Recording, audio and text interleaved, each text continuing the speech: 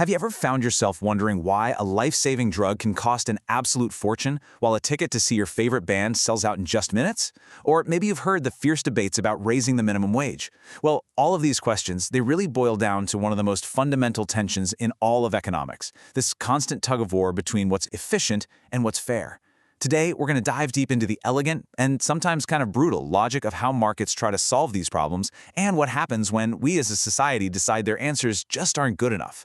So here's our game plan. First, we'll tackle the most basic problem of all.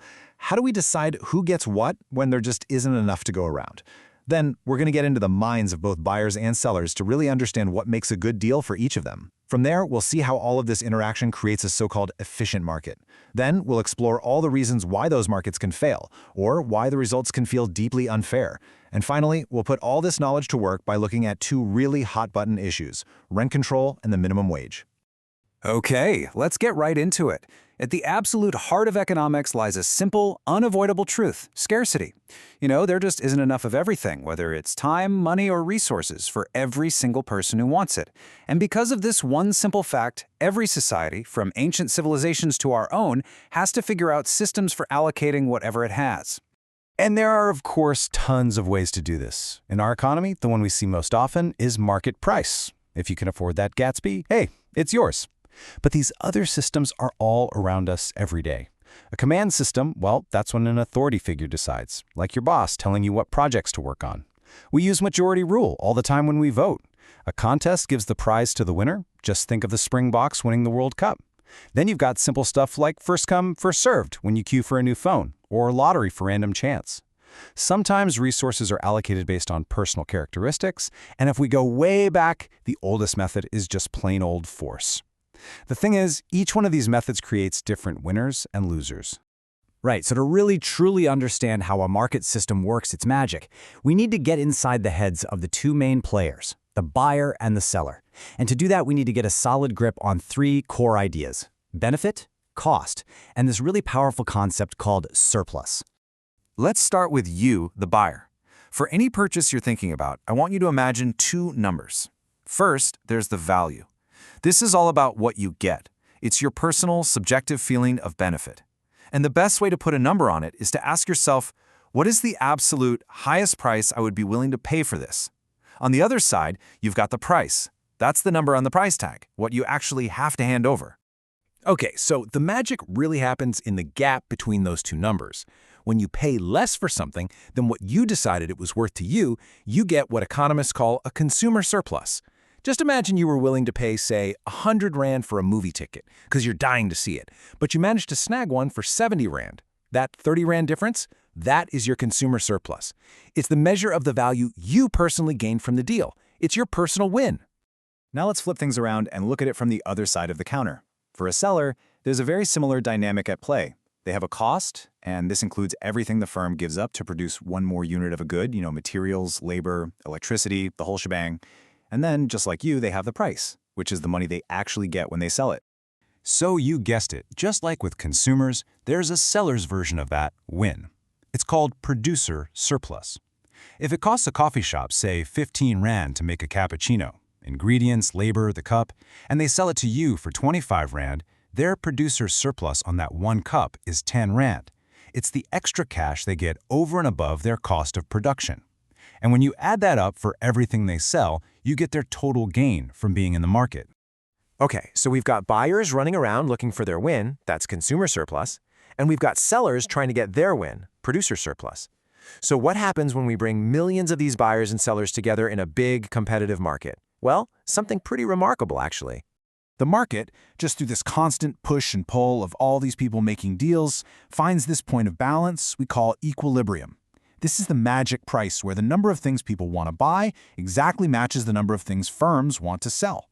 At this price, the shelves aren't empty and the warehouses aren't overflowing. It's like the plans of the buyers and the plans of the sellers perfectly sync up. Now, this equilibrium point isn't just tidy. It has a very special and powerful property called allocative efficiency. I know, that sounds super technical, but the idea behind it is actually pretty simple and profound. It means that as a society, we're producing the exact mix and amount of stuff that we value the most. We're not making too many hats and not enough shoes. We're making just the right amount of everything. The fancy way economists describe this sweet spot is the point where the marginal social benefit, or MSB, equals the marginal social cost, MSC. Just think of it like this. The demand curve shows the benefit society gets from one more unit, and the supply curve shows the cost to society of making that one more unit. Where they cross, bam, that's the point of maximum efficiency. This is exactly what the famous economist Adam Smith was talking about when he described the invisible hand. At this perfectly efficient equilibrium, the total surplus, that's all the consumer surplus for every buyer added to all the producer surplus for every seller, is as big as it can possibly get. The entire economic pie created by this market is maximized. If we tried to produce just one more unit, it would cost society more than it's worth, and if we produced one less, we'd be missing out on some value. A competitive market, when you just let it do its thing, gets it just right. Okay, so if the competitive market is this perfect machine for creating as much value as possible, why don't we just let it run? Why are governments always stepping in and fiddling with markets? Well, the simple answer is that the real world is messy, and the perfect conditions for that beautiful efficiency often don't exist. And even when they do, we might not like the outcome. So in the real world, that smooth-running market machine can get gummed up by all sorts of obstacles. We call these market failures. For example, you have externalities, like pollution from a factory that harms a nearby community. The market price doesn't account for that harm. Or you could have a monopoly, just one seller who can jack up prices. You also have things like taxes and regulations, and public goods like streetlights or national defense, which markets are notoriously bad at providing on their own. All of these things stop the market from reaching that perfectly efficient outcome. But there's an even deeper, more philosophical question here. Even if a market is working perfectly, 100% efficiently, creating the biggest possible economic pie, there is absolutely no guarantee that the pie will be sliced up in a way that we as a society think is fair. A totally efficient outcome could still mean a few people have immense wealth, while many others live in deep poverty. And this leads us to a huge debate about what fair even means. The best way to think about it is like a race. On one side, you have the fair result idea. This perspective, which has roots in philosophies like utilitarianism, says what really matters is where everyone finishes the race. If some people finish miles ahead and others are left way behind, then the result isn't fair. Maybe we should share the prize money more evenly or give the slower runners a head start. Then, on the other side, you have the fair rules perspective. This view says, look, as long as the track is the same length for everyone, no one trips anyone, and the starting gun fires at the same time for all, then the outcome is fair, no matter how unequal it might be. The focus here is all about equal opportunity, not equal outcomes. So, keeping that big tension between efficiency and fairness in our minds, let's get practical. Let's look at two of the most common ways governments intervene in markets, usually with the goal of creating what they see as a fairer result. We're going to analyze price ceilings in the housing market and price floors in the labor market. First up, let's talk about a rent ceiling. This is a type of price ceiling, which is just a fancy way of saying a legal maximum price. Now, the single most important thing to remember here is that for a price ceiling to actually do anything, it has to be set below the free market equilibrium price. If the market rent is 3,000 Rand, setting a maximum rent of 5,000 Rand is completely pointless. Okay, let's take a close look at this graph and walk through it together. This is a market for apartments. Without any government rules, the demand and supply curves cross at that equilibrium point. You can see the rent there is R2,000 a month. And at that price, 120,000 apartments are rented out. Now watch what happens when the government steps in and imposes a rent ceiling at R1600. That's the pink line. At this new, artificially low price, the number of apartments people want to rent skyrockets to 200,000. But for landlords, that lower rent makes their business less profitable, so the number of apartments they're willing to supply drops all the way down to 100,000. And that massive gap between the 200,000 people looking and the 100,000 units available, that's a huge, persistent housing shortage.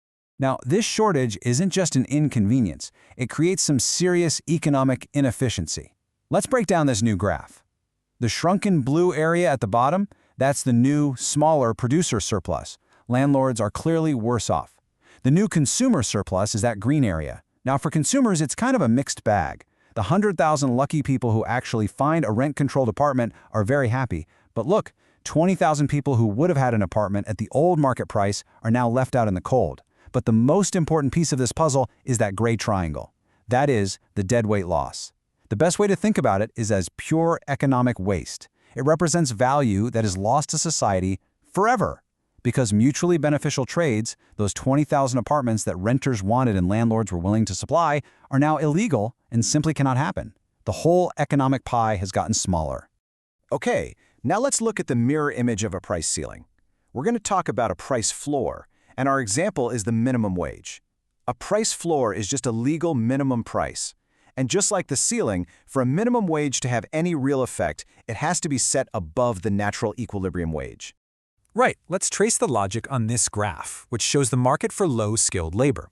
In a free market, the equilibrium wage is R8 an hour, and at that wage, 21 million hours of labor get hired. Now the government comes in and says, nope, you have to pay at least R10 an hour. That's our new pink line. Well, at this higher wage, firms find labor more expensive, so the quantity of labor they demand falls to 20 million hours. At the exact same time, that higher wage makes more people want to work, so the quantity of labor supplied by workers increases to 22 million hours. And this gap, the difference between the hours people want to work and the hours firms are willing to hire, that is unemployment. And here we go again. This intervention, which is intended to help low-wage workers, creates inefficiency. Let's look at the graph. The firm's surplus, that blue area, definitely shrinks because now they have to pay higher wages for fewer workers. The workers' surplus, the green area, is a bit more complicated. The 20 million hours of labor that are still employed get paid more, so those specific workers are better off. But, and this is a big but, 1 million hours of labor that would have been employed at R8 an hour are now gone. And once again, we see that gray triangle of deadweight loss. This represents the value from the jobs that are destroyed by this policy.